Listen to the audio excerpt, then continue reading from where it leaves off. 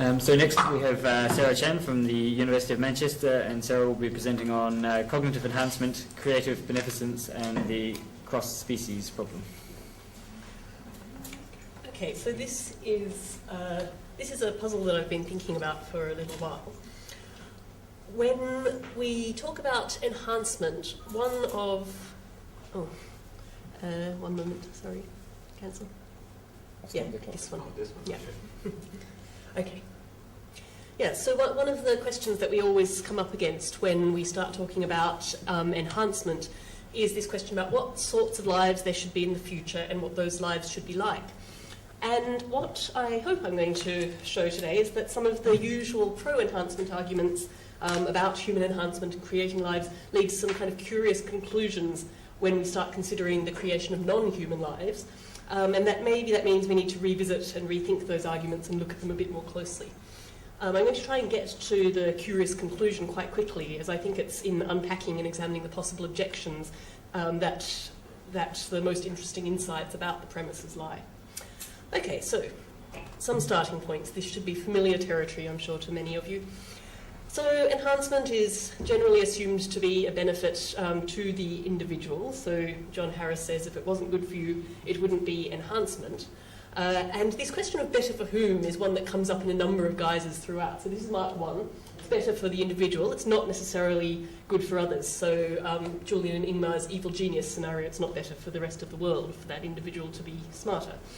But this has been used to assert that, at least in terms of the individual, there's a moral obligation to enhance. So John and Julian have both argued this in various places. And that's enhancement in the sense of increasing well-being.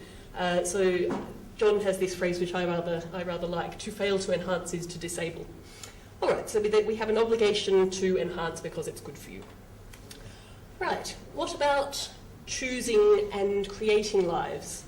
So again, John has an account of what he calls the harmed condition. It's a condition that someone has a strong rational preference not to be in relative to possible alternatives. And he says that we have reasons not to cause somebody to come into being in such a condition. Presumably cause allows by inaction. Now I discovered, looking again over some of the literature, that John also says it's a condition such that medical staff would be negligent if they failed to reverse or remove it. But actually I don't think we think any longer that medical judgment is the appropriate standard for determining what's good for one. So if we go back to this, to fail to enhance is to disable, I think most medical staff would say, well, no, that's not therapy, I'm not doing that. But actually we're starting to reject these ideas of medical normativity in determining what's an enhancement. So on this basis, John says parents have a reason to choose the embryo that's not harmed and that will have the best possible chance of a long and healthy life, etc. Julian's formulated that in a slightly different way with the catchphrase procreative beneficence, that parents should choose the child who's expected to have the best life, which is the life with the most well-being.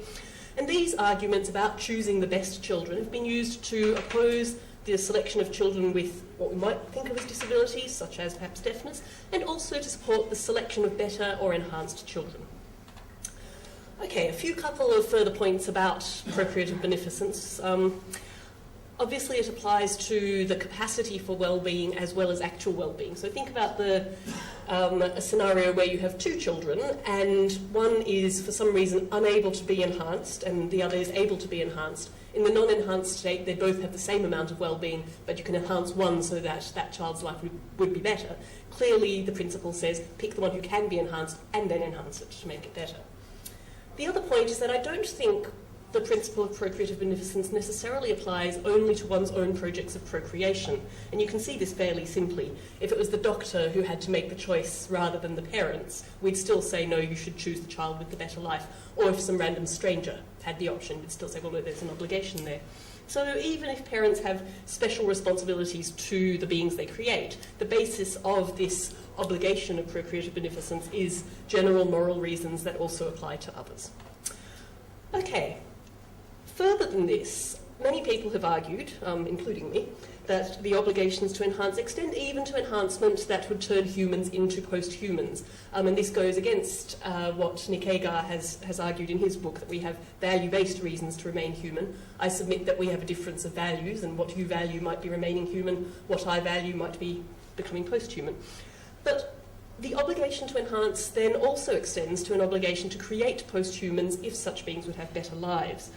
So if you read what Julian and Guy Kahane have said in their more recent paper on procreative beneficence, in comparison to such possible future persons, by which we can also read post-persons, most existing persons may count as suffering from disability. So when that's the case, we have the obligation to create post-humans. Tom's also suggested that post-humans might have a greater capacity for well-being, lives much more fulfilling than any that a mere person could live. So I think both of these say that if we apply the principle of procreative beneficence, we have an obligation to create these post-humans. And John and I have said that species boundaries, or even species relative preferences, shouldn't prevent us from either enhancing humans to the post-human state or creating future post-human children. Right. This also extends, of course, to animals. So moral obligations, including the obligation to enhance, shouldn't be limited by species membership. If we said that the only reason to deny certain creatures beneficial enhancements are because they're not our species, that would be speciesism, as most famously characterised by Peter Singer. So what that means is that if increased cognition would benefit a non-human animal, we have an obligation to it. If it would benefit that animal equally, we have an equal obligation. And I've illustrated this by using the two babies scenario. So if you have a baby who's going to be mentally handicapped so that it's like a chimpanzee, you've got an obligation to treat it to confer human intelligence. Now imagine you've got two babies, one's a human, one's a chimpanzee. We might not have an equal obligation, it might not be equally good for them, but we have an obligation to both. One way of cognitively enhancing human animals might be to create human neural chimeras.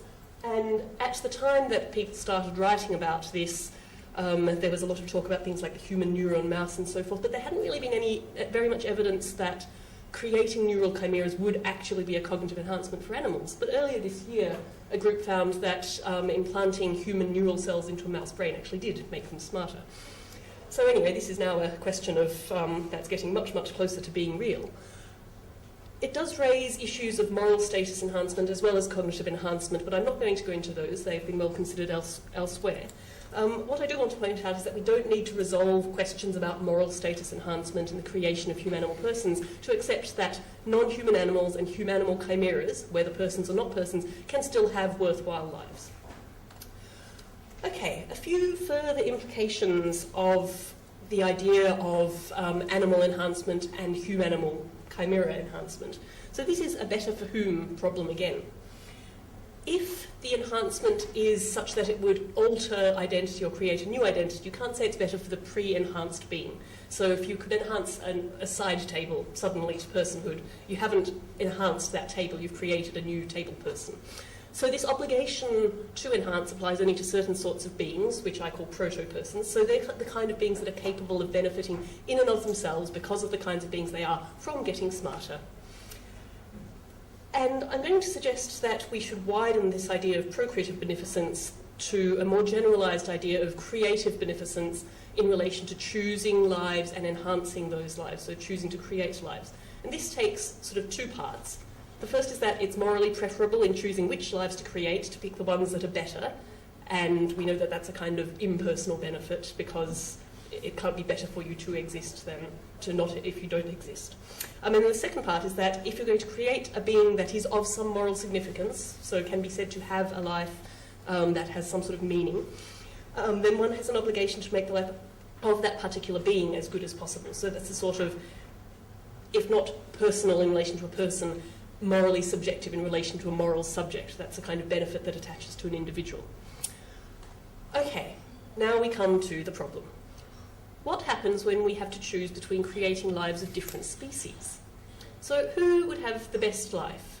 A chimpanzee, a super chimp with human intelligence, and I have argued elsewhere that intelligence would be a benefit to chimpanzees, or a human. Now, if we think the super chimp's life would be worse, let me just point out, if we think the life would be worse because they'd be mistreated, that's not an argument not to create them, that's an argument to treat them better. So that super chimp probably has more capacity for well-being.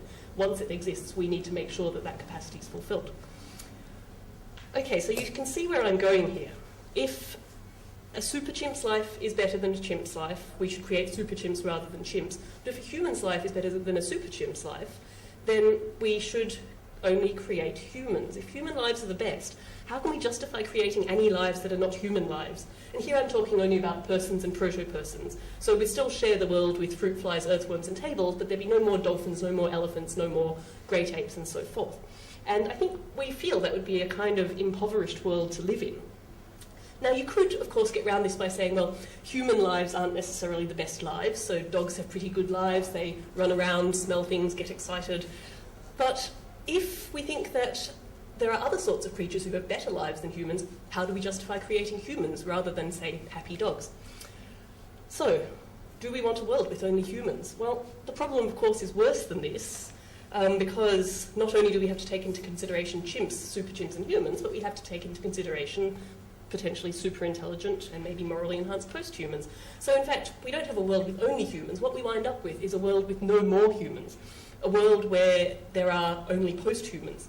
So if we're obliged to uplift all persons and pre-persons or proto-persons to post-personhood, we're going to end up with only post-persons in the world.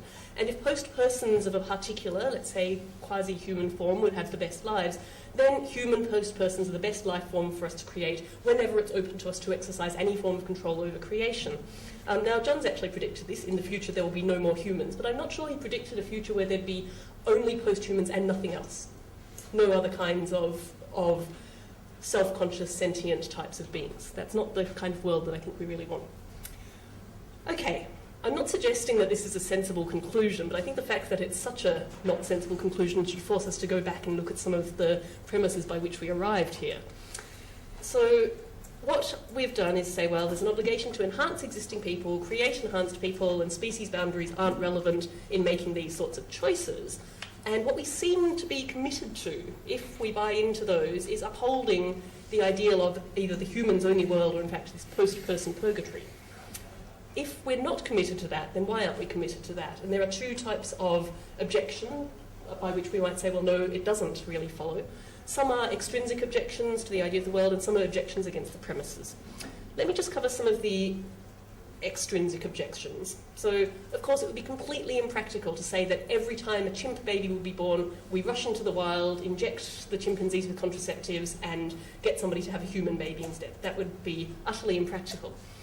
But it doesn't prevent us hypothesising about what we ought to do if we could do as a means of testing the moral coherence of the principles that we're using right now to guide practical choices, such as choices to enhance, choices to select children. Those are things we can do. We have choices about whether to do, and people are arguing we should use certain moral principles in choosing whether or not to do them. And I'm saying, well, this provides us with some reason to think again. Okay, another argument, and I'm sure one that sort of instinctively occurred to most people, is that we like a world where there are lots of different kinds of creature, dolphins and elephants and humans and maybe super chimps and post-persons as well, but we like a diverse world. But of course, similar arguments could be made about the value of diversity in human society when it comes to choosing human lives. So if you're going to use that argument as to why these principles don't lead us to an all-human world, you have to go backwards and say, well, actually, they don't tell us much about the kinds of beings that we should create in the human world either. Let me also point out that this is a better world argument, not an individualistic one. So we're not saying anything here about the welfare or the well-being of the being to be created. We're saying the world would be better if there were more kinds of being in it. And then I think that becomes an issue really about justice. It's a question of who should bear the burden of maintaining diversity for the benefit of the group at the cost of them having a less good life for themselves. And I think it's far from clear that we should answer that question in a speciesist sort of way. Okay, the third objection's a little complex, but I think it's an interesting one because it clarifies for me what kinds of choices we're considering here and points out that we're thinking not primarily about better world decisions, but about individual relative choices. And that's the objection that human births and chimp births aren't directly interchangeable. So I said, well, every time a chimp mother would have a chimp baby, we could rush into the wild, inject them with contraceptives, prevent that happening, and cause a human to be born instead. And we think that's actually not the same thing. Why is it not the same thing? It's because preventing a chimp birth and causing a human birth instead wouldn't achieve the same sort of aim within the world. And we can see this by analogy. Let's say we have a human mother who refuses to have genetic selection or enhancement to choose the child with the better life. John and Julian's arguments notwithstanding, she just says, no, I don't want to do that, versus a human who agrees. getting the second human to have a child instead of the first isn't the same thing, even though a better baby would result. So it's because it doesn't achieve the same creative goals. You might even say it infringes the procreative autonomy of the first mother not to let her have that child. And it infringes not just her choice about which child to have, but it infringes her procreative autonomy in the sense of having and raising a child, not whether or not to choose that child. So, what do we learn about this from looking at the chimpanzee versus human situation? Well, I'm not sure whether we can say chimps have procreative autonomy, but I think we can say they have interests in reproduction and the contribution of reproduction to social well-being. We know that chimps form relationships with their children, they have family relationships and so forth. And that's the basis of what many people have asserted is procreative autonomy in humans. Okay, but even if chimps have some kind of interest in having a chimp baby or having a baby, there could be reasons to replace that offspring with a human child if the human child will still have more well-being than the chimp child. So we're thinking now about deep in the wilds of where chimpanzees live saying, right, you're going to have a baby, let's implant a human embryo instead. Now again, that seems a bit odd, and we might think, well, what's the life of this, this proto-Tarzan going to be like? Tarzan might not have as good a life as a human child born to a human mother, but if the procreative context is important, as I've been arguing, then this is actually irrelevant. What we're saying is that a life will be created in a context that entails some environmental challenges, some suffering, and some opportunity to experience well-being. And in that scenario, you should create the best life, all things considered. So we don't usually stipulate that people in war zones where children will have less good lives that are liable to contain suffering ought to have children who are somehow sort of mentally reduced in capacity so they have less capacity to suffer. We say, well, in that situation, your child is going to have a life that might contain some suffering, some well-being, have the kid that will have the best life in that situation. And you can see ways in which Tarzan might still have a better off life than the chimp baby. Okay, so let me quickly go over the objections to premises. I realise I'm quite short on time. So we could object to the idea about species not being relevant. Maybe species is actually more significant than we think in determining what's good for us. But why should species be the defining category? Why shouldn't we say instead, well, one-legged human? My creative project today is to create a one-legged human. Do I have an obligation to create it with 2 legs? Well, you might say a one-legged human's still human, the natural state of humans is to have 2 legs, but that seems to be buying into notions of species typicality or species normalcy that we tend to reject in the enhancement debate. You could say that some properties are genetically intrinsic, so humans genetically have 2 legs, but genetic disease is also an intrinsic property, so that's not really a good argument. And then you could say, well, certain properties are better for certain kinds of beings, but the typical state of the kinds of beings who are one-legged humans is to have 1 leg. So changing that to give them 2 legs changes, in some sort of sense, the kind of being that it is. If you think that that's a very arbitrary way to define kinds of being, species is an equally arbitrary kind of being to be. So why should we define what properties are good for a being to have? Why not say being with properties of personhood? But then that brings us back to chimps and humans and super chimps being potentially interchangeable. The second potential objection is that our ideas about creating different kinds of life are, if not wrong, maybe in need of a bit of refinement. If we really do have this moral obligation to the beings we'll create to make them beings who will have better lives, we either can't justify creating non-humans or not creating post-humans, or we need a broader account of what constitutes good in a life of whatever species, or maybe we just don't have this obligation at all. Okay, better or good for whom? You may have heard this, it's kind of a joke, it's not that funny, but a man's married to a wife who's perfect in every way except for one single flaw. The flaw might be she makes more money than him, who knows. One day he discovers a magic lantern, he gets one wish, he wishes that the flaw is removed from his wife so that she's perfect in every way, and his wish is granted, she is a flawless yak. If we think that this is actually kind of funny because we can see that he wouldn't want to be married to a yak, I think we get to one of the problems within the cross-species issue. So this is better for whom, Mark 3. Who would prefer to be in this condition? Who would prefer to be a yak or not to be a yak? Is being a chimpanzee or is being a tortoise a harmed condition? So the tortoise example is again from Nick Agar. He gives the example of turning into a Galapagos tortoise to extend one's lifespan, which I think is a charming idea, and obviously we wouldn't want to be tortoises, or we might not. But is being a chimpanzee or a tortoise a harmed condition for whom? We've said that if it's not bad to be a tortoise, it's not bad to create a being that is a tortoise, so the tortoise would still have a worthwhile life. Maybe it's not bad for the tortoise to be a tortoise, but would another sort of being have a better life? And that's the question I think we have to keep coming back to. I'll skip straight to the middle point. If it's better for tortoises to be tortoises and for humans to be humans, then we come up with the conclusion we shouldn't create any humans who would be tortoises. And that statement just doesn't make any sense, and this points us to a well-known problem about creating better lives. Before you exist, you aren't any species. You can't create a human who will be a tortoise. That makes no sense. But before you exist, you don't exist. I know this is a well-known problem with procreative beneficence. I just wanted to point out a few final thoughts on creating lives. I think that looking at it through this cross-species lens maybe gives us some slightly different insights into what's already a well-known problem. We might say, okay, we want to find some way to limit this obligation so we don't have to create no more chimpanzees and only post-humans. And we might say, well, there's something special about projects of procreation. When we take a role in creating a life, we have a special responsibility for the life created. But what if you were, for example, a dog breeder? We wouldn't say, well, your responsibility is to create humans or post-humans. So the purpose of life must be relevant in the choice over which lives to create. We don't want to have dog or tortoise children. We might or we might not want post-human children. But it's a morally neutral choice. This is preference fulfillment for the creators rather than a moral obligation with respect to the life created. Whether we create chimp, super chimp, human, post-human or tortoise children is purely a matter of choice when you look at it at the individual level.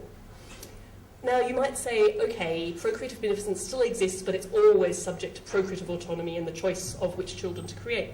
But that means it's not a very strong moral principle. Certainly it doesn't give us the strong reasons to create enhanced children that some have argued it does. And if you have to go for a non-individualistic, a better world account of how to guide creative decisions, then in almost all cases you need something like Katrine's procreative altruism rather than procreative beneficence. And I would say that in that case, procreative beneficence winds up with a very narrow application between procreative autonomy on the one hand and procreative altruism on the other. Procreative beneficence would only ever apply where the creators were completely indifferent as to choice, didn't want to exercise their autonomy, and the being to be created would be completely indifferent in terms of a better world. So Katrine wondered whether procreative altruism was redundant, and I actually wonder whether procreative altruism together with procreative autonomy almost makes procreative beneficence redundant. But I'll stop there. Thanks.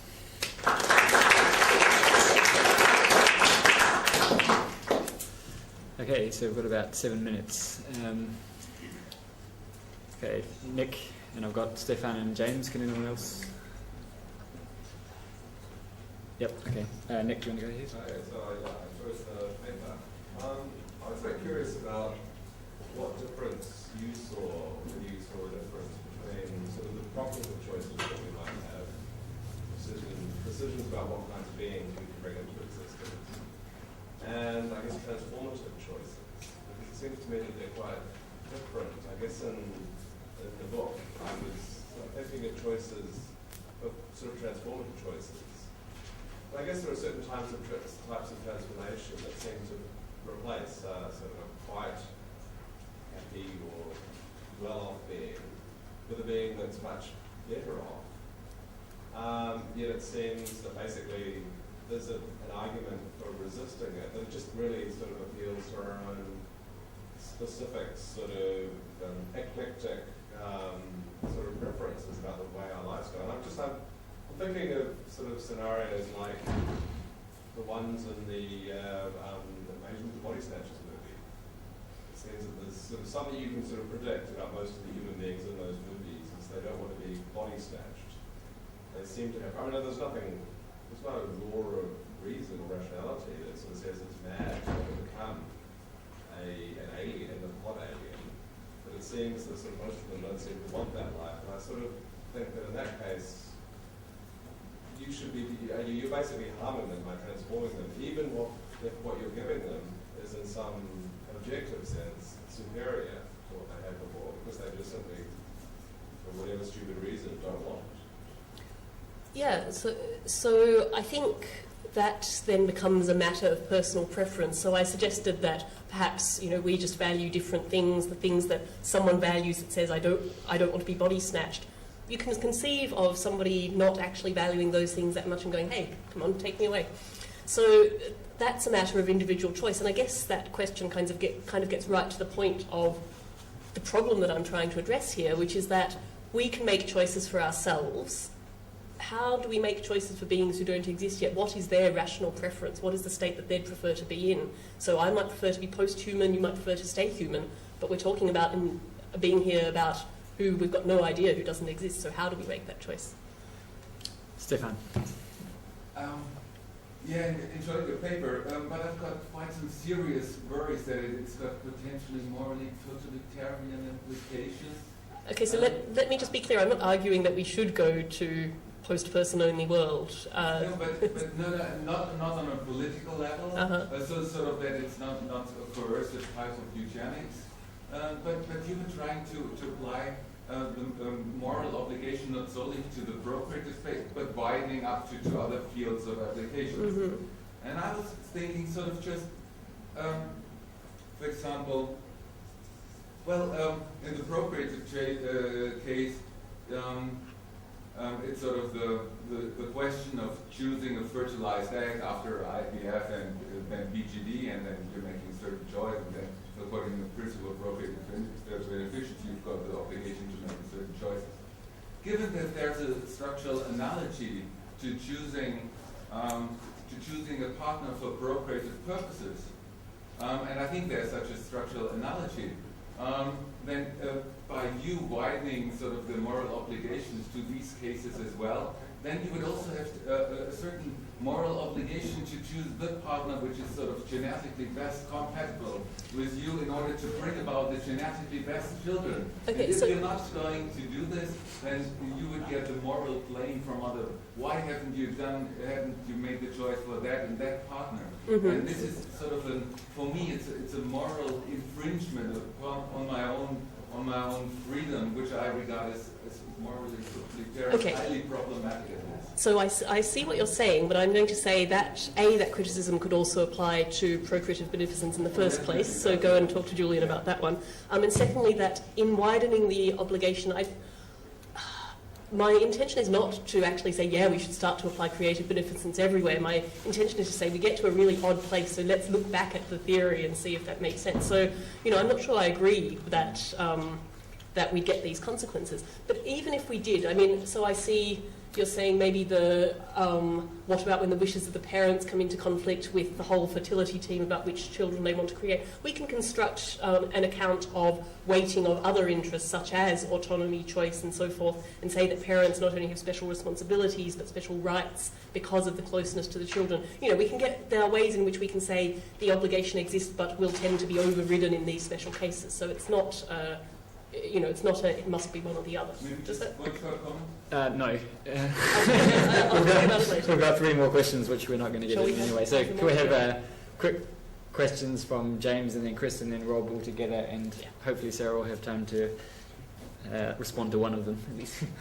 Just to say, in my circles where we've debated this with great deal of passion about animal output, there are 3 considerations that we've taken seriously that kind of ratchet us back from the odious conclusion that you draw.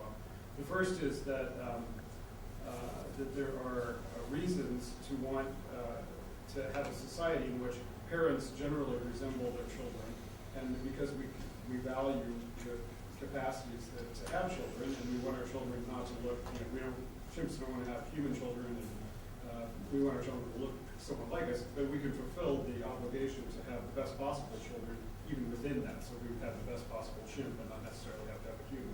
The second obligation is one that you've raised before, which is that there are certain evils in the world which we best addressed by having empowered individuals from that particular class of being. And so having cognitively uplifted chimps would arguably be one of the ways to address some of the evils in the world. To be ambassadors for their species, kind of thing. Exactly. Yep. And then the third argument would be actually, and now that we have a language for it, a reproductively altruistic argument, which is to say that a world in which there's a maximum diversity of kinds of minds and potential contributions to the future civilization from all different species perspectives would be the best possible world that we could create. And that's a world in which we don't simply monocrop the kind of post-humanity we create. Chris. Yeah, I was actually going to say the last argument is there is way. Just that, one reason we might want species diversity is just to guard against species-specific threats. If there's only posthumans, then we're really at risk for a posthuman-specific threat to come across. If we've got this diversity of species, then even if posthumans go out, we've still got happy chimps that we care about just utility through time or something. I totally agree with both of those, but that is a better world argument. It's no longer about the individuals, and we have to decide how to distribute the sort of benefits and burdens of life. So that becomes a different sort of argument, but I totally agree with those points. Yeah. Yeah, so, I think you're absolutely right that, and in fact the last two comments reflect this, that procreative beneficence ends up going out the window in these cases because all the work ends up being done by species level or collective, like better world arguments. I think you're right there. Which don't have to be species level, of course. No, okay, but better world, there's something to, there to do with total distributions of welfare rather than the individual. Yeah.